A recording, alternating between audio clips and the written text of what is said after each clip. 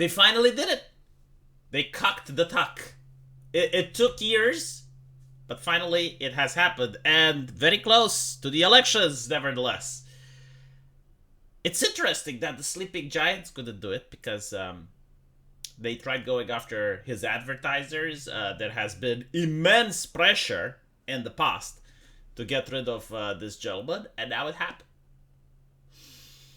We don't know why, though, because American companies do not like to communicate with the peasantry, as in the plebs. I'm pretty sure that he may even be under NDA to talk about why. So it's like, oh, well, we decided to part ways.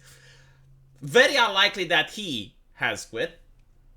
Because if he would have quit, then I do not think that there would have been an NDA, and he would just outright say why he quit. So chances are that he did get fired, and I'm pretty sure that left-leaning people will celebrate because they do bank on the fact that there shouldn't be any talking heads on the right. You know, no popular people on the right. You see, politics is like this. You have the California ideology, and you have the far right. Like, there is no middle ground. There is nothing in between. So they are definitely going to be very excited that this happened. Like when they were very excited that one of his writers had been fired over a tweet that the offense necromancers have unearthed. So Tucker Carlson was the number one talking head for right-wingers on cable. I think like on the entire American cable, no, actually in the world, right? Like when it comes to cable in the world, his show was the most viewed out of all. The only person that manages to get more viewers than Tucker Carlson is Joe Rogan. But Joe Rogan has a podcast, is on the internet, so it's a different thing. So this is massive. Now, I don't know what he's going to do. Maybe he's going to become independent. Maybe he's going to become a YouTuber. Probably unlikely. Okay, because immediately the YouTube platform is going to start striking him and TOS violation. Probably though, like if Elon Musk is smart about it, and I think he may be, he could give Tucker the opportunity to use Twitter, like facilitate, so that he can have his show on Twitter, because his show is not that difficult to create, right? Like he doesn't need to stream in 4K or anything, and if Elon Musk would give him the option to stream for like 30 minutes or something like that, he may get a lot of eyeballs on Twitter, and that would be very interesting.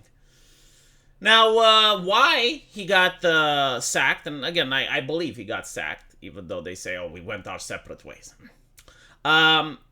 People are speculating that it may be because of the controversial statements on everything from race relations to LGBTQ rights. So I ask you, why would I watch anything that's non-controversial? Like, I already know what's non-controversial from my friends and family, right? Like, I'm already informed. If I watch something, I don't want to waste time with things that I already know. I want to watch controversial. LGBTQ rights controversy. That's what I want. I want to tune into that. See what is controversial about LGBTQ rights. Huh?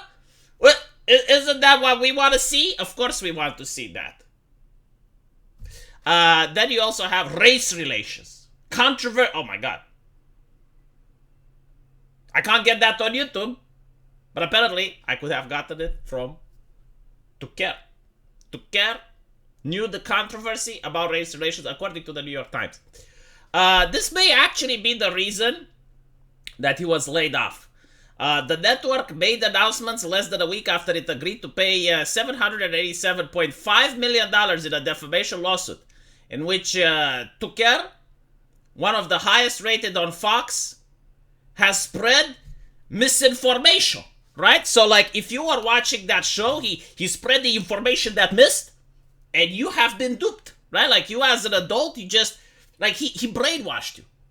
Like, the snake Ka looked at Mowgli, spit out his poisonous tongue, and all of a sudden, the eyes went in circles, and you're like, you know, like, that never happens on TV. Like, information that misses is the biggest danger that faces humanity today.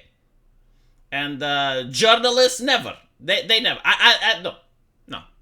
So I'm pretty sure that this is what we're going to hear on Twitter, or probably not, because a lot of blue check marks have said that they have left Twitter. So where are they going to post about this? Where are they going to cheer about this, huh? Will I even know that they're cheering if they don't have the blue check mark? That's another question. So yeah, this may actually impact the whole blue check mark shtick, because right now, I don't know when you're going to be watching this video, but if you're watching it in the future, right now there's a lot of blue check marks which stated that they're leaving Twitter. But how can they leave when something like this has happened? I mean, this is very delicious for them. You know, a person lost their job. But all jokes aside, I do expect that he's going to bounce back some way or another, because he is the brand. Like, literally. You know, it's not like the Tucker Carlson show. And people will watch who have... No. They want to watch the Tuk. And if the Tuk decides to stream on shortwave radio, then people are going to purchase shortwave radio devices. Like, he is a massive influential person. So just getting him away from Fox News isn't going to cut it. I'm going to be very interested to see what he's going to do. It would be fascinating if he goes on the Daily Wire. Why not? I mean, that would be a huge bonus for the Daily Wire if he decides to go there.